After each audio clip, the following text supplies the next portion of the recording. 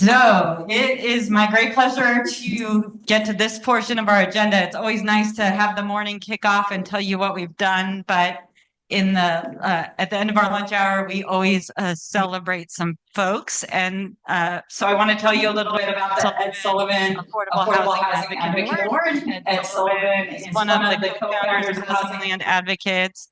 And 8 years ago, the board developed an award in his name to recognize heroes in our affordable housing advocacy work. With his commitment to housing advocacy, especially since his retirement from private practice of law, he has inspired our board and countless others to carry on his legacy.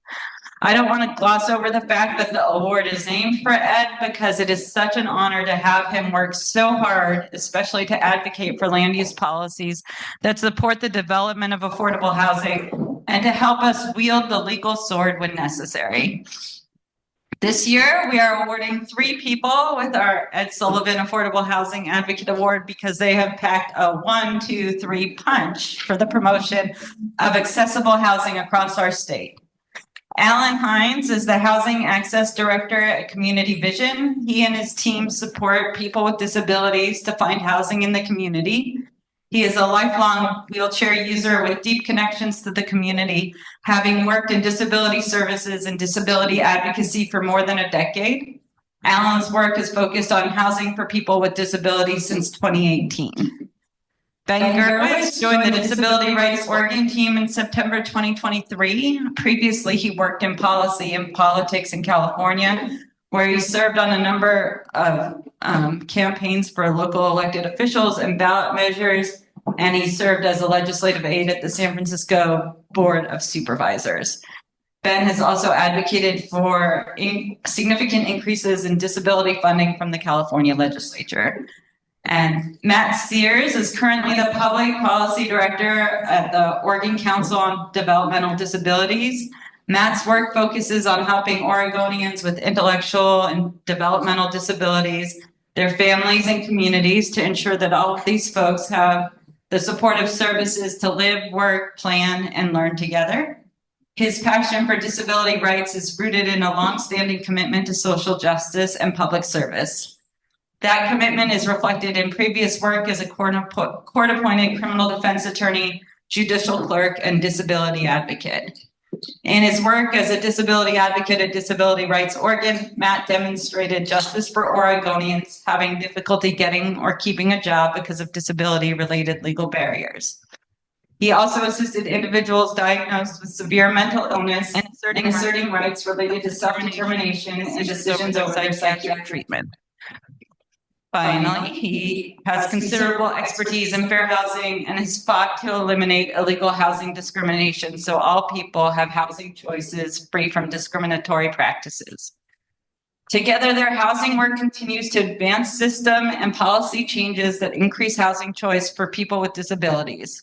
One joint area of focus has been advising the Oregon Department of Land Conservation and Development as it implements regulations pertaining to the Oregon Housing Needs Analysis, or OHNA. The OHNA process should include strategies to ensure that future planning and production of housing prioritizes the needs of Oregonians with disabilities. Additionally, they are working together with coalition partners to help improve the state building code requirements related to the supply of physically accessible dwelling units. HLA has worked closely with Alan, Ben, and Matt, and our board member Kathy Wild to submit comments on Senate Bill 444, a bill that works to prohibit Oregon Housing and Community Services from funding housing that does not include accessible units. The bill got a hearing on February 5th, 2025, but there's been no update since. And if you're interested in finding out more about this important legislation from these 3 or Kathy or anyone on our board who are going to continue to advocate for accessible housing across Oregon, please come find us.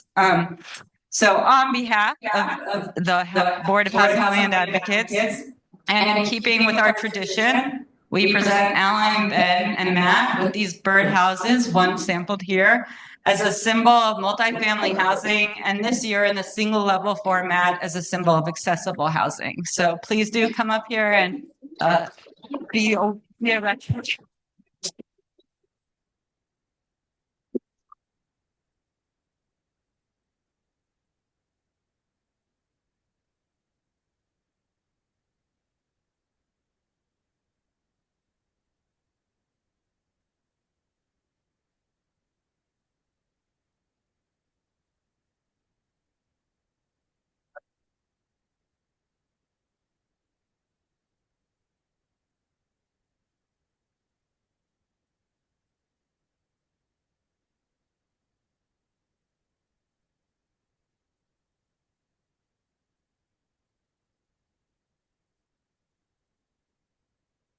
Thank you guys so much. I don't know if you want to say any words or anything.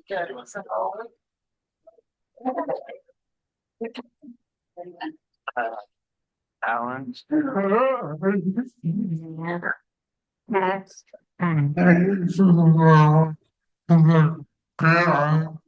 Thank you for this award. It's a great honor. As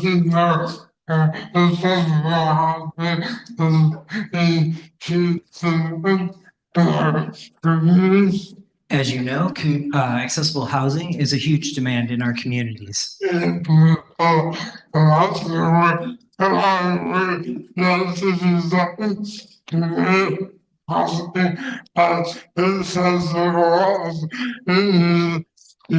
There's still a lot of work to be done to make housing accessible as accessible as it needs to be. I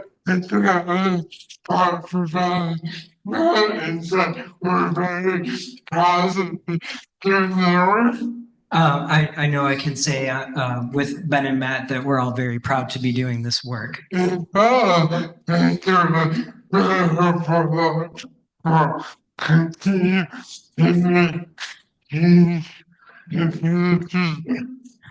I feel very hopeful that we'll continue to make changes in the future.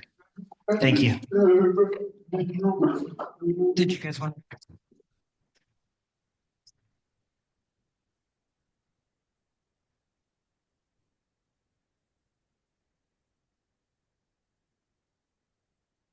So I did want to acknowledge some other folks that have been really instrumental in this effort. Certainly Alan Hines and Jennifer Knapp from Community Vision and Ben Gurewitz here from Disability Rights Oregon, but also a couple other folks like Alan Delatorre from Northwest Pilot Project and Connie Saldana from Lifelong Housing, Nico Serra, who is with us up here, Kathy Wild at Housing Land Advocates for really shining a light on the need for accessible housing by giving us the award. And also friends from Sightline and Fair Housing Council of Oregon that are here who've been really instrumental. Something, I did want to note a few facts while we have the opportunity, which is that right now the state building code only requires 2% of units in buildings bigger than 20 units to be fully wheelchair accessible. And that translates to only about 0.2% of Oregon's total housing stock. That's why something like Senate Bill 444 is so important, is that it would change these requirements to increase the number of wheelchair accessible units. And in addition to those kinds of regulatory changes, there are other things that need to happen too.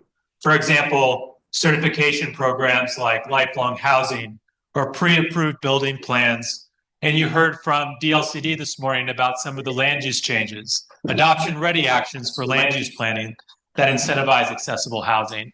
And so those are some of the things that we've been working on and we hope to see in the state of Oregon. George.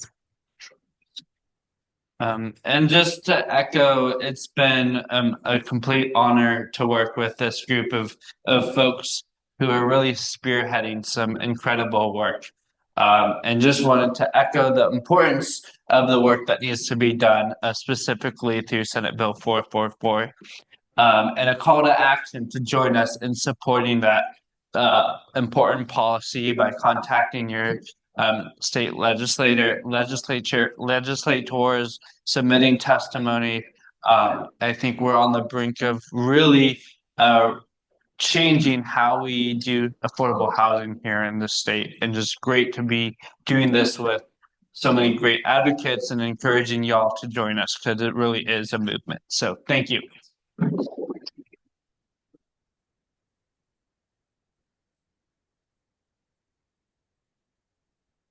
Excellent work. We're so happy. We want to get a photo up and figure out the best way to, you each get a birdhouse. They all look alike, so I didn't unpack them all. And then we'll have Stu Hale come up with his panel and keep the conference moving along here.